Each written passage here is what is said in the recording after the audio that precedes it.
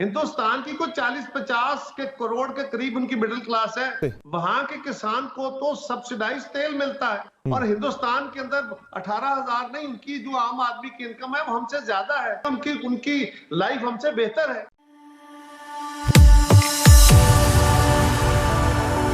जय हिंद दोस्तों, मोदी देश में आपका स्वागत है। दोस्तों, आज पाक मीडिया पाकिस्तान की जो करेंसी है जो 172 तक नीचे चली गई है उसका कंपैरिजन कर रहा है भारत के साथ। पाक मीडिया कह रहा है कि भारत की करेंसी बहुत ही ज़्यादा स्टेबल है और पाकिस्तान की करेंसी ऊपर नीचे जाती रहती है, वो भी थोड़ा ऊपर नीचे नहीं, 20 रुपये ऊपर नीचे। और पाक मीडिया ये भी कह रहा है कि पाकिस्तान जो अपना कंपेयर भारत से कर रहा है उसका कोई कंपैरिजन नहीं है। भारत की मिडिल क्लास बहुत ही बड़ी है और भारत अपने किसानों को बहुत ही ज़्यादा सब्सिडी देता है और भारत में महंगाई भी बहुत ही कम है, कोरोना के समय में भी। तो भारत और पाकिस्तान का कोई मुकाबला नहीं है। तो पाक मीडिया यहाँ पे भारत की तारीफ कर रहा है। दोस्तों, ये वीडियो बहुत ही मज़ेदार है तो इसे आप पूरा ज़रूर देखिएगा।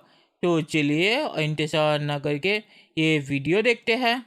जो हमारी रुपए की कदर में कमी हुई है उसकी तरफ कोई तवज्जो नहीं कर रहा। और अभी जिस तरह डॉलर उड़ान ले रहा है कि पिछले कुछ दिनों में ये 170 क्रॉस किया और आज डॉलर पाकिस्तान की हिस्ट्री में सबसे बुलंद कीमत पे है। और आज ही मैं पढ़ रहा था कि जो वो फोर्स ही कर रहे हैं कि ये अगले 2 माह में 180 तक ये हिट करेगा। अब आप अगर अपने नेबरिंग ममालिक को देखें तो उनकी कुव्वत खरीद उनकी करेंसी के मुताबिक है। भारत में डॉलर जो है वो आज भी 75-76 पे स्टेबल है। तो इसलिए ये सारी चीजें ज़हन में रखना होती हैं आपने। गरीब आदमी पिस गया है। बात करते हैं महंगाई की शरह की। एक तो फीकास आमदनी में बड़ा फर्क है, दूसरा जो महंगाई की शरह अगर हम देखें ओवरऑल सिर्फ पेट्रोल नहीं, दीगर मसनूआत भी जो लोग खरीदते हैं, जो दीगर ज़रूरी अशिया खरीदते हैं, उसमें भी आप देखें तो पाकिस्तान के अंदर 8% पे महंगाई खड़ी है, भारत पे 4.6%, बांग्लादेश में 5.9% पर, श्रीलंका में 4.6% पर, नेपाल में 4% पर। तो बाकी चीज़ें भी हम महंगी खरीद रहे हैं, सिर्फ पेट्रोल महंगा नहीं खरीद रहे, बाकी चीज़ें भी महंगी हैं। तो ये सारी चीज़ों को मिला के तो बड़ा पाकिस्तान के अंदर हालात ज़्यादा ख़राब है। जो आप कंपैरिजन करते हैं वो तो जायज़ नहीं है बिल्कुल भी। यहाँ पे कंपैरेटिवली पाकिस्तानी रुपये की बात करें कि हमारी उनसे काफ़ी कम है। जो कोई और जो हमारे नेबरहुड में हिंदुस्तान है या बांग्लादेश है, श्रीलंका, ये जो भी ममालिक हैं, लेकिन ख़ुद ही ये भी बात कर दी कि क़ुव्वत ख़रीद कम है। अब जो प्राइसेस बढ़ी हैं वो तो इंटरनेशनल मार्केट की वजह है। क़ुव्वत ख़रीद क्यों कम है, ये कभी आपने सोचा? क्या 3 साल में हमने क़ुव्वत ख़रीद कम की है? सर, मामला ये कि वो सारी चीज़ें आप पिछले हुकूमतों में नहीं डाल सकते। आप 3 साल से आप खुद हुकूमत में हैं। मैं छोटी सी आपके सामने एक चीज़ रखता हूँ।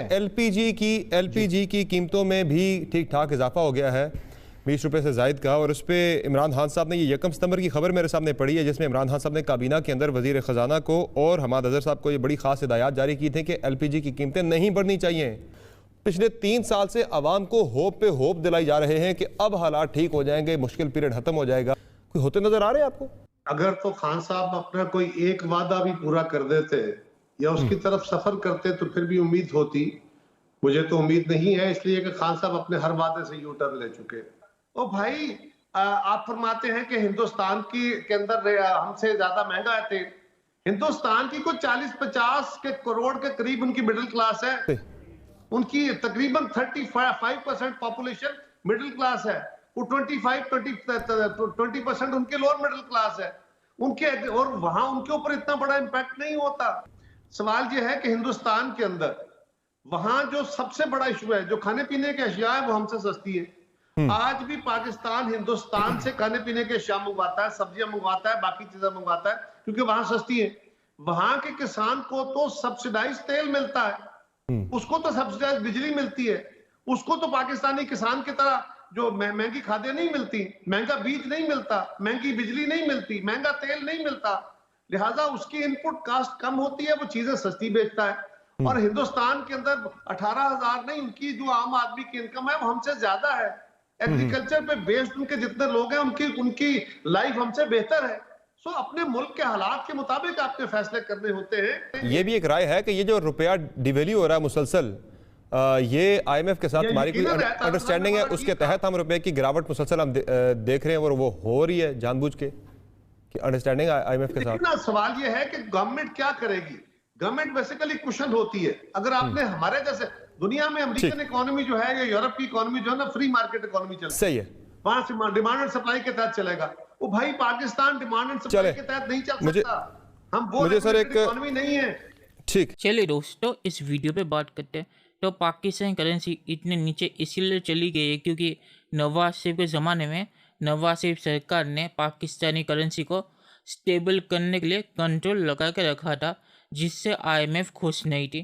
तो इसीलिए इमरान खान जब आया तब IMF कहने पर उसने उस कंट्रोल को छोड़ दिया और रुपी को नीचे गिरने दिया, जिसकी वजह से आज रुपी जो नवाज शरीफ के ज़माने में 100 रुपये थी वो आज 172 तक नीचे चली गई क्योंकि इमरान खान ने उसे फ्री मार्केट के हवाले कर दिया। सभी देश अपने करेंसी पर कुछ ना कुछ कंट्रोल रखते हैं क्योंकि अगर आपने करेंसी को फ्री मार्केट में डाल दिया तो वहाँ पे स्पेकुलेटर्स इसे ऊपर नीचे करते रहेंगे। तो इसीलिए इमरान खान ने फ्री मार्केट के हवाले पाकिस्तान जैसे देश में करेंसी को डाल के बहुत ही बड़ी गलती की। और IMF करेंसी को फ्री इसीलिए करना चाहती थी क्योंकि उन्हें पता था कि करेंसी नीचे जाएगी और इससे पाकिस्तानी एक्सपोर्ट को फ़ायदा होगा, पर पाकिस्तानी एक्सपोर्ट को कोई भी फ़ायदा नहीं हुआ। नवाज शरीफ के ज़माने में जो एक्सपोर्ट था अभी एक्सपोर्ट उससे भी कम है। तो यहाँ पे पाकिस्तान को दोनों तरफ से नुकसान हुआ। और जो पाक मीडिया ने कहा कि भारतीय करेंसी बहुत ही स्टेबल है, तो ये बात सही है। और ये भी बात सही है कि पाकिस्तान जो अपना भारत से मुकाबला करता है ये कोई मुकाबला नहीं है क्योंकि पाकिस्तान में इन्फ्लेशन, अगर इमरान खान की बात सुने जो वो कम बोलता है वो 10% है और भारत में 4%। और भारत की करेंसी भी स्टेबल है 72 पे और भारत में मिडिल क्लास भी है। तो जो भी इन्फ्लेशन होता है वो भारत की मिडिल क्लास बर्दाश्त कर भी लेती है। पाकिस्तान में तो ऐसा नहीं है। पाकिस्तानी इकोनॉमी इमरान खान ने जो कर दिया है, पाकिस्तान में कोई मिडिल क्लास बची ही नहीं है, वहाँ पे सिर्फ अमीर और गरीब बचे हैं। और इमरान खान जो ये गड़बड़ी करता है करेंसी में, इससे गरीब लोगों को ज़्यादा नुकसान होता है क्योंकि अमीरों के पास तो पैसा है, उन्हें कोई फ़र्क नहीं पड़ता। पाक मीडिया ने ये भी सही कहा कि भारत की इकोनॉमी के साथ पाकिस्तान की इकोनॉमी की तुलना करके कोई फ़ायदा नहीं है क्योंकि भारत इकोनॉमी में पाकिस्तान से बहुत ही आगे है। और पाकिस्तानी इकोनॉमी की हालत जो इमरान खान ने की है वो भारत की नहीं हुई है। और आखिर में मैं ये कहूँगा कि पाकिस्तान में खाने पीने की चीज़ों में महंगाई इसीलिए है क्योंकि भारत अपने किसानों को सब्सिडी देता है जो पाकिस्तान नहीं देता।